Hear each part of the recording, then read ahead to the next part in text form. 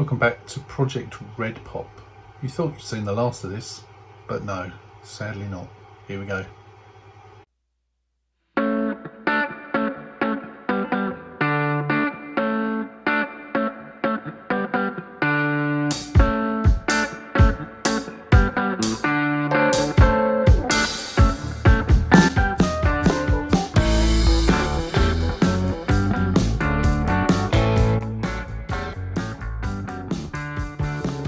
So you weren't expecting to see the red pop again. The reason you're seeing it again today is because there's a bit of an issue.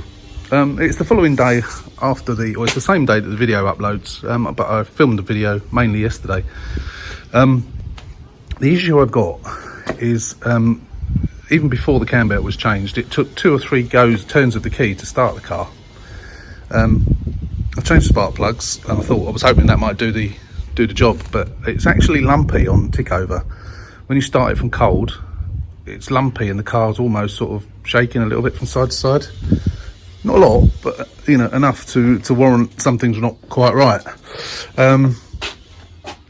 So I'm going to plug it into diagnostics now and see what's going on. When the engine's warm, it still does it a little bit, but not quite as much. I'm hoping it's the oxygen sensor. Now, the only time I've driven this is when I've driven it down to the paint shop and then driven it back from the paint shop, and I don't recall it being like that before. So the only thing that's happened since then is the cam belt's been changed and the spark plug's been changed. Is the cam belt out of tooth? I don't think it will be, because Connor's done so many of these now. But you know, it's a possibility. Or is it just a coincidence? I don't know. Obviously I can't sell it like that. It needs to be done. It needs to be done properly. So I've got to try and get to the bottom of it today.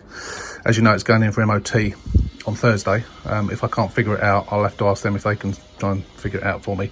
If the worst comes to the worst, I can't figure it out, what I'm going to try and do is put the old spark plugs back in and then see what happens. Even if it's only as a temporary measure, there's always a possibility that one of the spark plugs is faulty. But hopefully, multi-ECU scan will tell me what the problem is, and we can rectify it. The other thing it might be is a lambda sensor or oxygen sensor, whatever you want to call it, which will probably be the best thing, because that will be a 5-minute job to change. But we'll look at the readings and see what it tells us. Dashboard, no errors on there. I don't know if you can hear it. Let me stick the camera out the window. If you can hear the lumpiness of that. So I've obviously started the engine, taken the yellow adapter off and plugged it directly into the engine ECU. Down there we've got lambda status aftercat open loop, and the pre-cat closed loop. Now to me, that means that the aftercat with an open loop means it's faulty, and it says there pre-cat system rich, after-cat system rich. Now I don't know whether it should be rich. Engine's still relatively cold. I've not given it any revs at all, but the fact that says open loop makes me think that there's something wrong with that. So I'm going to delve into that a little bit more and Google it. I'm hoping that's what it is, because if it just means I need a new cat, not a new cat, sorry, I don't want to put a new cat on. If it means I just need a new lambda sensor, the after cat one, obviously that's easy enough to do. So hopefully, but I'll Google it and see what we come up with. Morning, and welcome back to the channel. Welcome back to a hopefully short video on the red pop.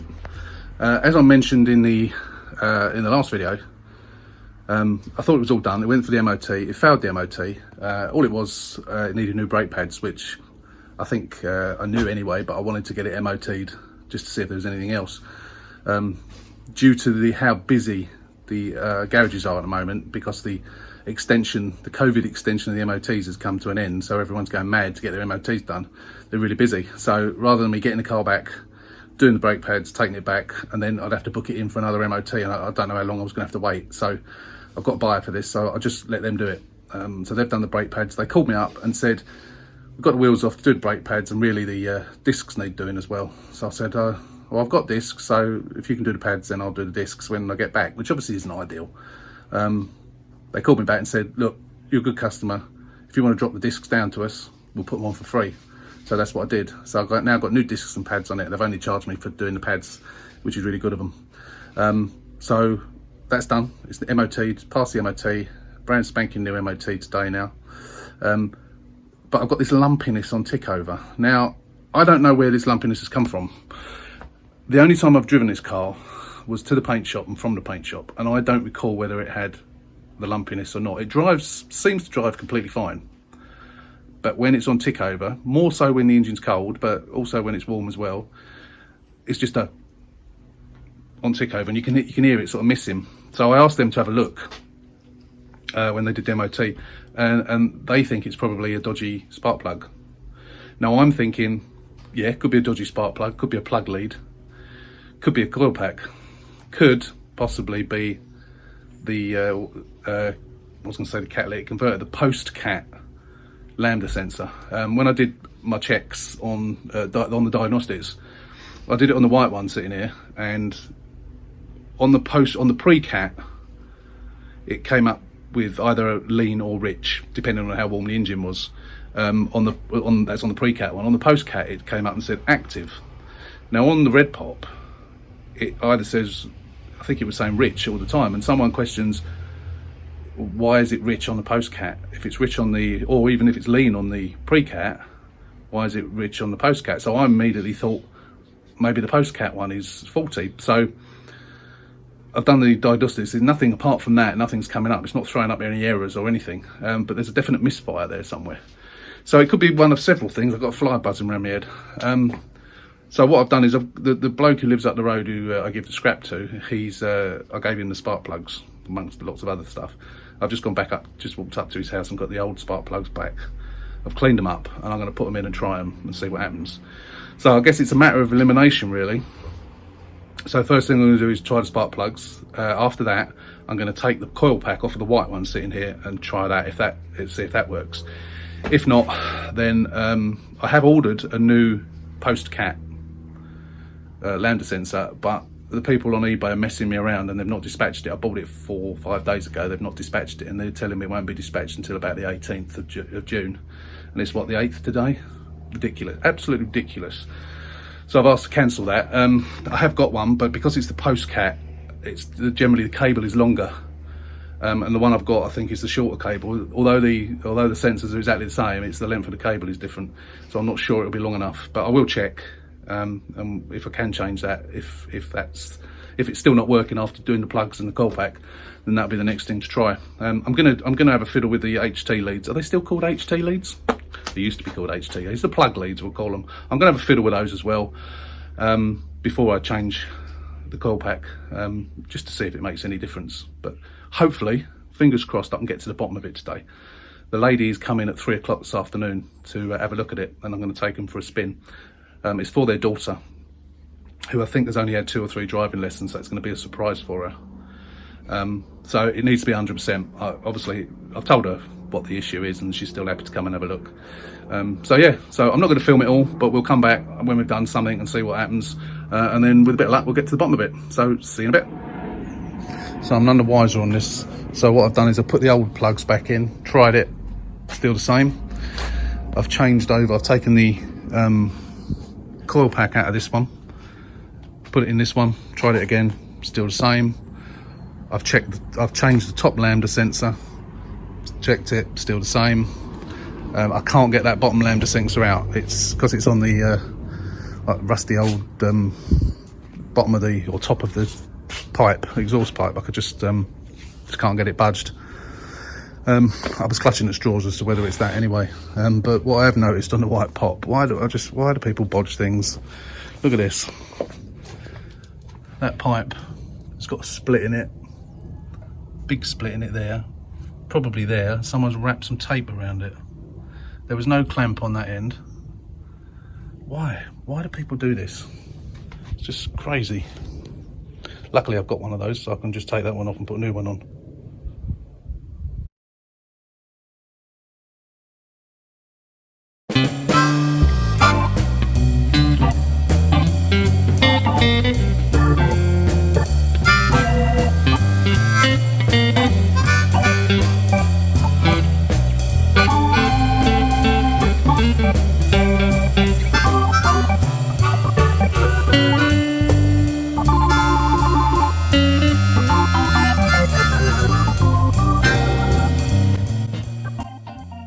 I'm going to take that off again.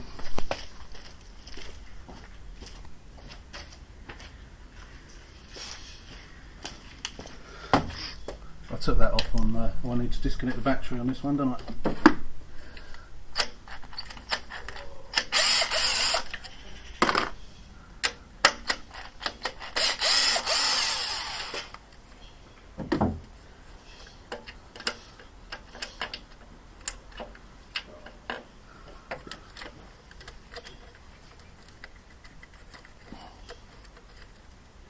God, that's tight.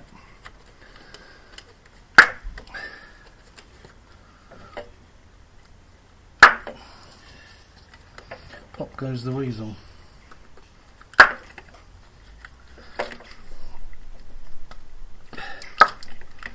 Right, that gets that out of the way.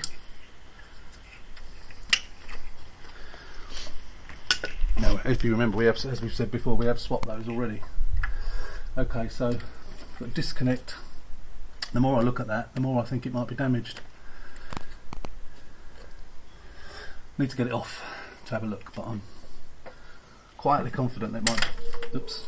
I'm quietly confident it might be that. You never know. So I'll cut the cable ties that hold it on, and then we need to get those clips out. Try not to lose them like I did before. Just going to get my torch. Right.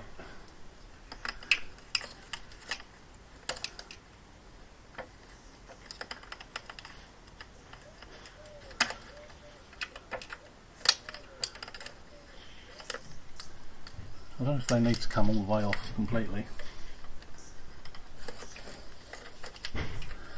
That one is.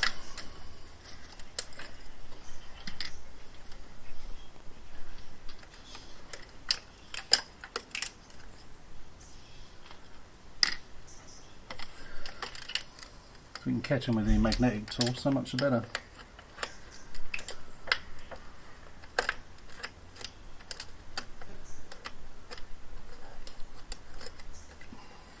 Come on, off you come. I'm going to try and pull them off without actually... God, that's really loose, that one. I think it's because there's no clip in it. They are quite loose. Will that one come off with the clip attached to it still? No. So I do actually need to take these clips out completely. Let's get a pair of pliers. Alright, grab hold of it and pull it. That's it. Won't lose it now. Here's the other one. There it is. Right. Got all four of them on that one. So it's actually obvious where they all come from. Disconnect the wire. I just need to unhook that. Right. I think that's got one more to pull off. And I just need to get those clips off there.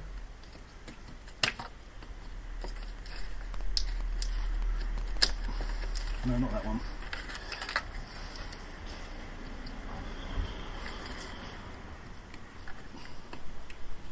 Come on. Got it. Right. Now, as far as I can see, it's two wires. They don't look damaged, but whatever has caused that to break, has that compromised the wire in some way? I don't know if I'm getting it in the film here. There we go. So as you can see, two wires. Blue and black, and a yellow and grey. They're definitely not damaged, but could heat be causing them to have got damaged. It's a possibility, but we're going to swap this over anyway, put the other one on and we'll see. So I'm going to put the other one on time lapse and then we'll come back and we'll start her up.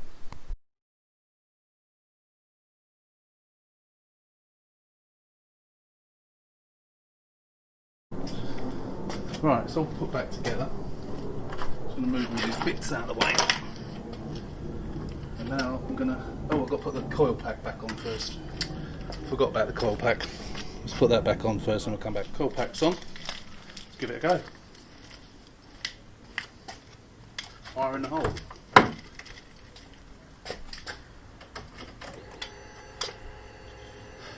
Fingers crossed.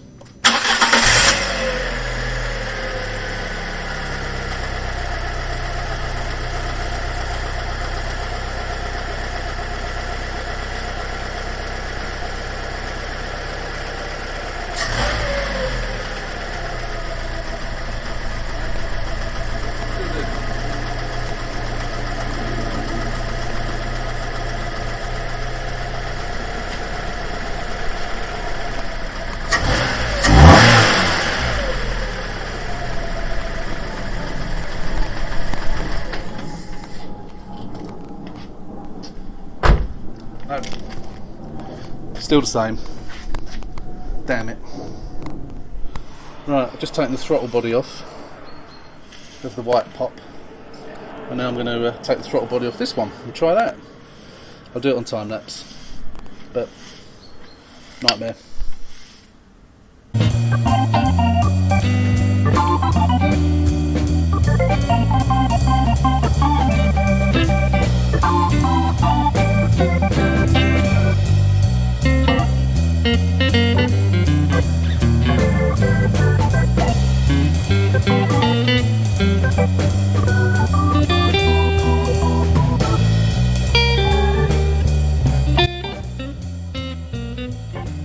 Right, throttle body's changed, everything's plugged back in, battery's plugged back in. Give it a go. Fingers crossed.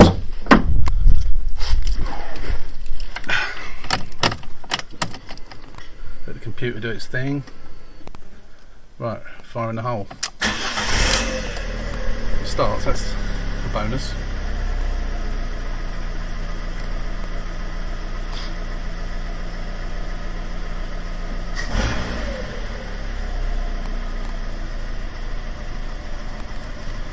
No, I thought it was going to be, again, I thought it was going to do it then. I thought it was going to be fine.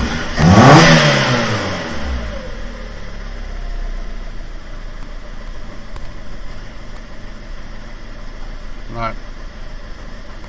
Yeah, no, it's the same. So it's not that either. What else can it be? The fuel rail. That's the only thing left I hadn't changed. What's the chances? Injector, stroke fuel rail. It's literally the only thing I've not changed. It doesn't seem, I don't think my imagination, but it doesn't seem, no, I was to say it doesn't seem as bad, but I think it's my wishful thinking.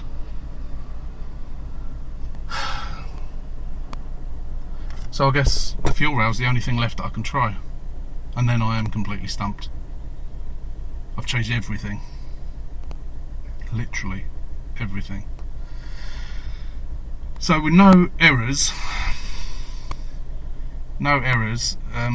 engine ECU, dirty injectors, but why does it drive fine? Bizarre. Right, so if we just go back to this, I don't know what I've done with it now. I've taken the fuel rail and the injectors off of this. It was quite easy to come off. You've got the petrol pipe there, and it's just 2 bolts, one there and one there, and then they just pull out. Then you have to compress the clip. So I haven't put it on yet, I'm just going to have a cup of tea. But there it is there. So there's your injectors. And obviously that's it there. So I'm going to take that off. And then that is literally the last thing I can try. After that, I'm completely stumped. Completely stumped. So let's hope it's the last thing I've tried. It was when I did the hatch wiring. That was the last thing I tried. I tried everything else first, so let's hope it's that. It wasn't what I thought. So let's just go through what I've changed on here. I've changed the plugs, I've changed the coil pack, I've changed the leads, I've changed both top and bottom lambda sensors, I've changed the throttle body, I've changed the map sensor. The only other thing I haven't changed is the cam sensor. If this doesn't work, that'll be the next thing to try. After all of those things, the only other thing can be possibly the engine ECU. Who knows? I just don't know. Well, let's hope, fingers crossed, that it is an injector fault. If one of those injectors is faulty, it could be just dirty, I suppose. I had ordered some cleaner that someone suggested, some valve cleaner, which also cleans the injectors out that you pour in your petrol tank. So that will be another thing to try. I can get hold of one of, if it is, I can get hold of one of these to put back in the white car, no problem at all. They're cheap as chips on eBay. But let's keep my fingers crossed, and I'm going to have a cup of tea, then I'm going to take that old one off and put that one on.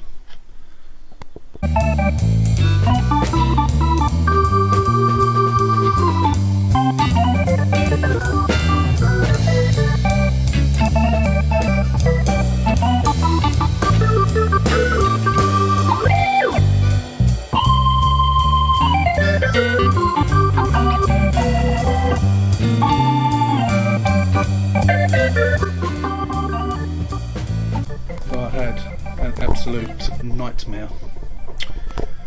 I couldn't get the hose end off of the fuel rail down there.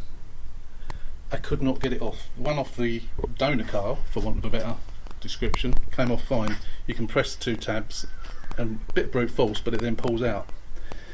This one, no matter what I did, it wouldn't come out. I ended up breaking it. So the only way I could do it was I had to cut the good one off of the other car, and then a bit of jiggery pokery, and I managed to get it onto the fuel rail out the other car. I've started it up, it's still the same. It's not made a blind bit of difference.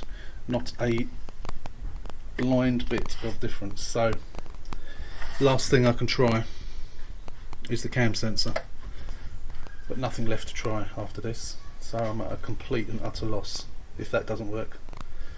So we're going to try that and try once more. So that is the last video you're going to see of Project Red Pop. As you can see, we're having major problems with it. A little update since we filmed those is that Connor has contacted me again yesterday. He wants to come back again on Sunday to redo the cam belt again. He's looked into, he's made inquiries about amount of teeth. I don't know, but he's coming back Sunday, I think, and he's going to have another look. So all the time we think it's a coincidence that, is it a coincidence that this seems to have started happening after the cam belt was done? Don't know. As you've seen, I've changed everything now.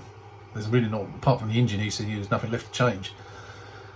And I've got the gloop now. I'm not sure if I said that in the videos, I don't think I have, but I've got the gloop that was recommended by someone on the channel. Thank you for that. The Win's valve cleaner stroke injector cleaner. I suggested to Connor about the valve cleaner, and he said the valve's definitely not stuck. But we'll put it in anyway. I've also got the Cataclean that the same person, sorry I can't remember your name, also recommended, and I'm going to stick that in as well. Drive it around a couple of days, see what happens. But as I say, Connor's coming Sunday, so I just want to get to the bottom of this car now because it's just driving me crazy. We're going to do an update within other videos somewhere. We're not going to have a separate video on this car anymore, so this one is the end, or the last video I should say. So thank you for being with me during the video of the Red Pop. I hope you enjoyed it. I hope you think it looks as nice as I think it looks, and hopefully we will get to the bottom of it eventually, and then we can get it sold. So yeah, so that's it on the Red Pop. Once again, thanks for watching. Please like, share and subscribe the video. We hope to see you again in a few days on another project. Speak to you soon.